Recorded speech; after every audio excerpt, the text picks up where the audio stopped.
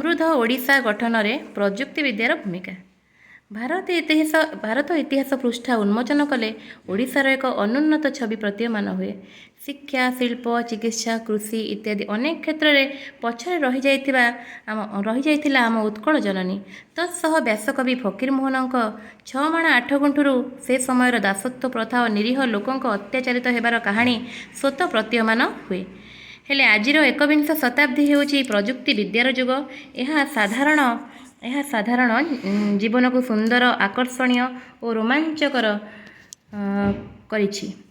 ପ୍ରଯୁକ୍ତି ବିଦ୍ୟା ଏତେ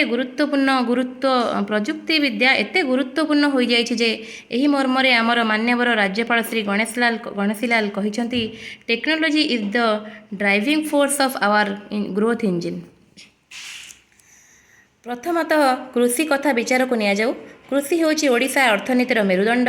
ପ୍ରଯୁକ୍ତି ବିଦ୍ୟାର ବ୍ୟବହାର ଫଳରେ ଓଡ଼ିଶା କୃଷି ଲଙ୍ଗଳ ମୁନରୁ ଆଜି ଧାନକଟା ଯନ୍ତ୍ର ପର୍ଯ୍ୟନ୍ତ ସଫଳ ପଥ ପ୍ରସ୍ତୁତ କରିଛି। କୃଷକ ଆଜି ସ୍ମାର୍ଟଫୋନ୍ ବ୍ୟବହାର କରି ଫସଲର ମୂଲ୍ୟ, ପାଣିପାଗ ପୂର୍ବାନୁମାନ ଇତ୍ୟାଦି ବିଷୟରେ ସୂଚନା ପାଇପାରୁଛି। ପ୍ରଯୁକ୍ତି ବିଦ୍ୟାର ବ୍ୟବହାର କୃଷକମାନଙ୍କୁ ଉତ୍ପାଦନ ଓ ଆୟ ବୃଦ୍ଧି କରିବାରେ ସାହାଯ୍ୟ କରିଛି। ଶିକ୍ଷା କ୍ଷେତ୍ରରେ ପ୍ରଯୁକ୍ତି ବିଦ୍ୟା ଏକ ବୈପ୍ଳବିକ ପରିବର୍ତ୍ତନ ଆଣିଛି। ସରକାରଙ୍କ 5T ଯୋଜନା ଏକ ଐତିହାସିକ ଯୋଜନା। ପିଲାମାନେ ସ୍ମାର୍ଟ କ୍ଲାସରୁମ୍ ଜରିଆରେ ଅନଲାଇନରେ ଅନେକ କିଛି ଶିଖିପାରୁଛନ୍ତି।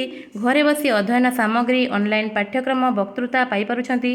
ବିଗତ 10 ବର୍ଷ ପୂର୍ବରୁ ଯେଉଁଠି ପିଲାମାନେ କୌଣସି ଗୋଟିଏ ଚିତ୍ରାଙ୍କନ ପାଇଁ ବିଭିନ୍ନ ବହିରୁ ଉକ୍ତ ଚିତ୍ରଟିକୁ ଖୋଜୁଥିଲେ, ଆଜି ପ୍ରଯୁକ୍ତି ବିଦ୍ୟାର ଅବଦାନରେ ଘରେ ମୋବାଇଲ ସାହାଯ୍ୟରେ ବିଭିନ୍ନ ପ୍ରକାରର ଚିତ୍ର ପାଇପାରିବା ସହ ୟୁଟ୍ୟୁବ ଜରିଆରେ ଚିତ୍ରାଙ୍କନ ଶିଖି ମଧ୍ୟ ପାରୁଛନ୍ତି।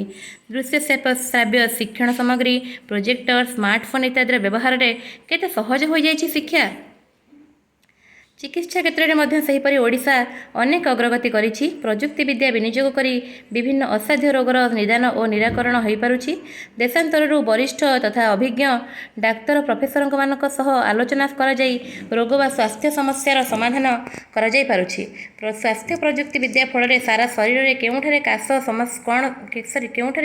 କ'ଣ ସମସ୍ୟା ରହିଛି 10 ମିନିଟ୍ ଭିତରେ ଜଣାପଡ଼ିପାରୁଛି।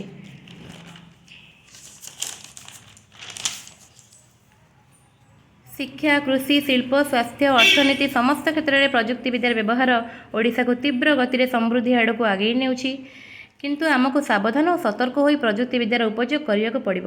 ନଚେତ୍ ବିଶେଷ କରି ଛାତ୍ର ସମାଜ କୁପଥଗାମୀ ହୋଇଯିବେ।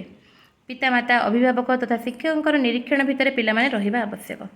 ସର୍ବୋପରି ଗଡ଼ଫ୍ରେଙ୍କର ଏକ କଥା ଉଲ୍ଲେଖ କରିବି, it's not that we use technology, we live technology. It's not that we use technology, we live technology. ସତରେ ଆଜିର ସମାଜ ପ୍ରଯୁକ୍ତି ବିଦ୍ୟା ବିନା ସମ୍ପୂର୍ଣ୍ଣ ପଛରେ ପଡ଼ିଯିବ। ଓଡ଼ିଶାରେ ଯେଉଁପରି ଭାବରେ ପ୍ରତି କ୍ଷେତ୍ରରେ ପ୍ରଯୁକ୍ତି ବିଦ୍ୟାର ପ୍ରୟୋଗ କରାଯାଉଛି, ଏହା ଦିନେ ନା ଦିନେ ଓଡ଼ିଶାକୁ ଭାରତରେ ଏକ ସ୍ୱତନ୍ତ୍ର ସ୍ଥାନରେ ପହଞ୍ଚାଇବ।